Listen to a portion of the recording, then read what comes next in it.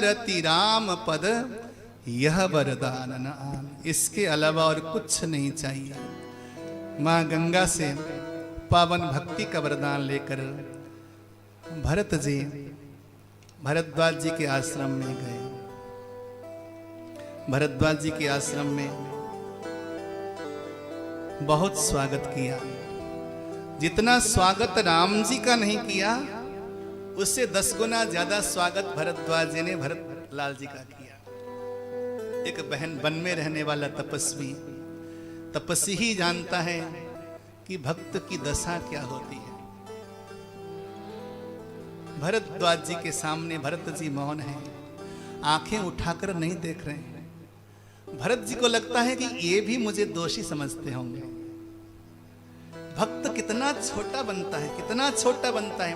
ये जो छोटा बनने का जो भाव है ना, ये छोटा बनने का भाव ही भक्त को विशाल बना देता है। इसलिए हमेशा छोटा बने रहो। जितने छोटे बनोगे, हनुमान जी महाराज जब लंका में प्रवेश करते हैं तो कैसे प्रवेश करते हैं? मसक समान रूप कपि धरी, लंक ही चले हो सुमिरी नर हरि। लेकिन जैसे मां सिया के पास पहुंचते हैं, जब हनुमान जी महाराज को भक्ति के दर्शन हो जाते हैं तो क्या होता है? कनक भूधरा कार शरीरा समर भयंकर अति बलबीरा। जब भक्त छोटा बनकर भक्ति को पा लेता है, उसके बाद तो इतना विराट हो जाता है, इतना विराट हो जाता है कि दुनिया को उसे देखने के लिए सर झुकाना पड़ता है। इसलिए भक्ति की श्रेणी में प्रवेश करने के लिए, भगवान के पाद पद्मों में प्रवेश करने के लिए छोटा बनना पड़ेगा। ये भी मुझे अपराधी समझते होंगे। मैं अपराधी हूं ही, गर्हित कर्मों वाला हूं मैं। कैसी मां के गर्भ से मैंने जन्म लिया। बार बार अपने भाग्यों को धिक्कारते हैं, लेकिन तत्वदर्शी समदर्शी महात्मा क्या नहीं जानते।